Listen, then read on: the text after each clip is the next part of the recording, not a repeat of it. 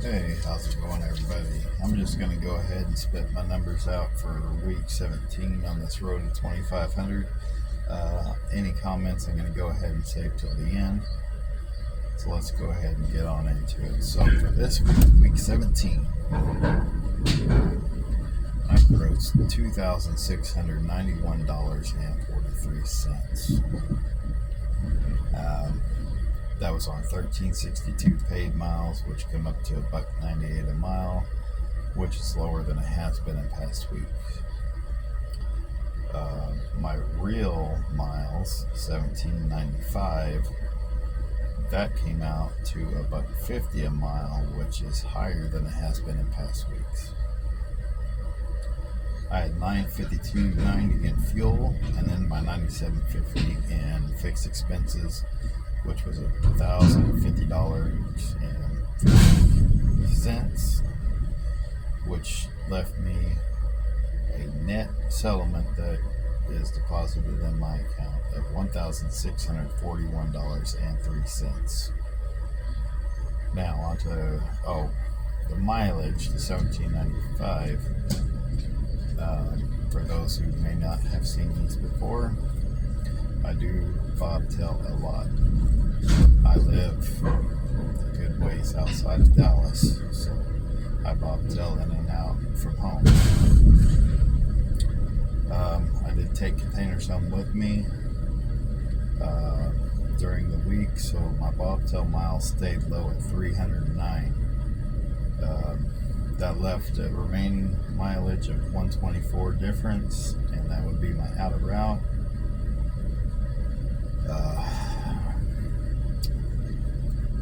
My bobtail is usually like 600 to 800. I think I actually had it almost to 900 one week. And so I go ahead and throw in the calculations for that, because a lot of guys that run containers live in the metro area wherever they live. So I factor that in. That way you can kind of take that into account as well. So my 309 bobtail miles, I estimate that I get 9 mile per gallon bobtail, which is 34.3 gallons of fuel. I think I paid about $3.20 a gallon on average, which would have been $109.76. That's what I estimate that I spent bobtailing to and from home. Not nearly as major as it has been.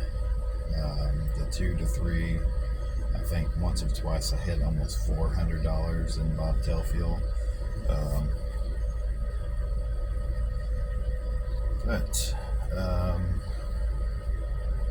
So that wasn't too bad. My settlement is continuing to steadily trickle up a little bit at a time.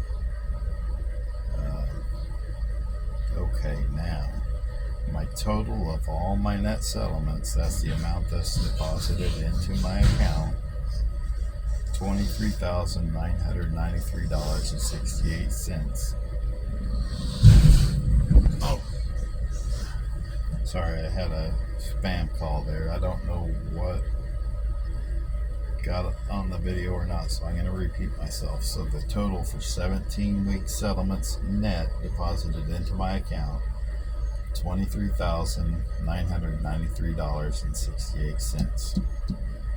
My last week's average for 16 settlements was $1397.04. It jumped up a little bit to $1411.39 for 17 weeks. One of the other things I did, if you haven't seen past videos,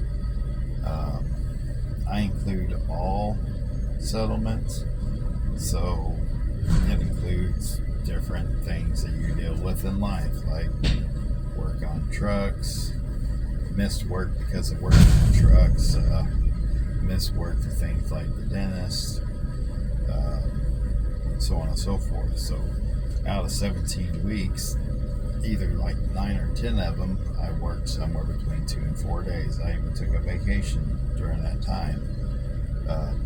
and all that is factored into my average. It's factored into my 17-week total and everything else. So what I did, the last 5 weeks, I've worked 5 days, or in one case, I worked 6 days. So I did a calculation based on those 5 weeks. So the total net settlement on those 5 weeks was $7,984.99. That averaged $1,597 for the last 5 weeks. Anyway, on to comments. So basically, I'm more or less kind of find myself between a rock and a hard place at the moment. My first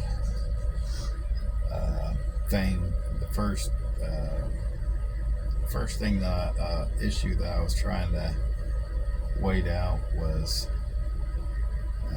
getting through the 3 and 4 day weeks. A lot of it was personal things, whether it's working on trucks, going to the dentist, or what have you. And then finally I reached a point where not only did I not have issues coming up where I had to take time off for various reasons, but also I had scheduled work every day. And so for 5 weeks I have worked every day. So then the next issue to tackle is whenever I run local, many of the days I only get one load, and so it's the only way I can advance past where I'm at right now. I can bring my average up a little bit every week, but as far as to advance and getting anywhere near my $2,500 goal, the only way that I'm going to get there is for the majority of the days that I run only local to have at least 2 loads. One of the issues why I don't get 2 loads is for the most part it appears that all the loads are scheduled in the morning. It doesn't really make any sense to me. I don't know why some aren't scheduled in the morning and some in the afternoon, but that's just kind of how they have turned out for the most part. And then a lot of times whenever I do get 2 loads, basically I'm told up front, yeah, we know that you're going to be late on your second load, but there's just nothing we can do about that. I don't know. I don't think my dispatchers are responsible for booking the appointments. I think that actually goes back to the broker, but that's how it's turning out. And so whenever I do have 2 loads, typically I'm late for the second one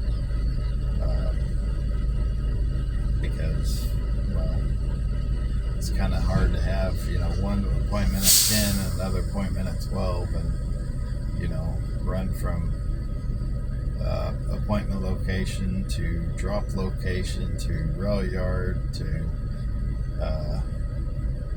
pickup or delivery location, in 2 hours. So, plus unload time. So, but that's the issue in my way right now. Basically, nothing is going to change until I get 2 local loads the majority of the days that I work locally. Here recently I have been running quite a few Durant, Oklahoma loads, which, that's a 200-mile turnaround, so that doesn't pay the greatest. And now I'm going out and I'll go out, deliver, and then I shoot about 7 miles down the road and reloading and go back to the rail yard. And it pays a little bit extra, but not a ton. And they just dispatch kind of classifies that as all day type thing. So um, I don't know that I'll be picking up much of anything on days that I'm running Durant.